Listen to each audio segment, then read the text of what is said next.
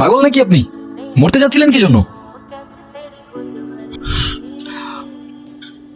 দেখেন, আমি জানি না আপনি কি, তবে এতটুকু জ্ঞান তো দিতেই পারি যে আপনার কষ্ট যতদিন আপনার ভেতরে চেপে রাখবেন না, সেটা বিষ হয়ে ভেতর থেকে আপনাকেই খেয়ে ফেলবে। এখন বলুন, এই বোকামিটা কেন করতে যাচ্ছিলেন? ডোমারি, আমি কাউকে বলবো না, আর বলার মতো তেমন কেউ নেই আমার, না পরিবার না বন্ধু, শুধু আমি, আমার ক্যামেরা আর আমার ওয়াটার বটল। আমি প্রেগনেন্ট।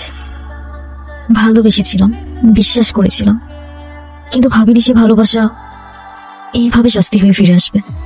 আমি তালুকদার পরিবারের মেয়ে। আমাদের পরিবারের সমাজের নিয়ম না মেনে কিছু করে ফেলা মানে সবার কাছে একটা লজ্জা হয়ে যাওয়া।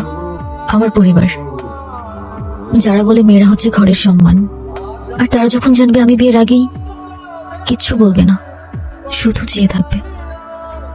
আর ওদের ওই দৃষ্টিতে আমার বুকটা চিড়ে যাবে।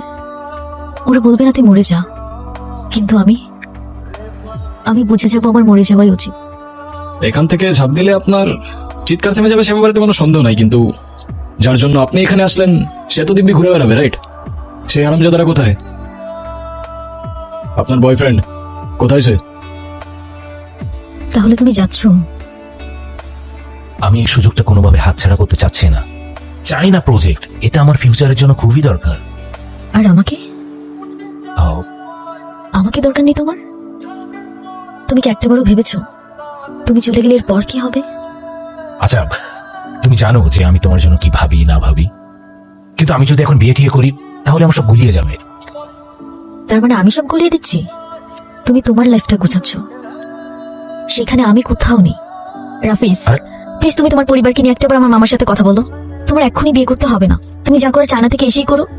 আমার মামা, নানু ভাই সবাই রীতিমতো পাগল হয়ে যাচ্ছে বিয়ের জন্য। আমাকে শুধু 7 দিন সময় দিয়েছে, আমি আর পারছি না। রাফিজ, তুমি কেন বুঝতেছো না? সারাক্ষণ শুধু কান্নাকাটি করবা, নিজেরটাই ভাববা। একটু আমারটা ভাবতে শিখো। ব্যাটারি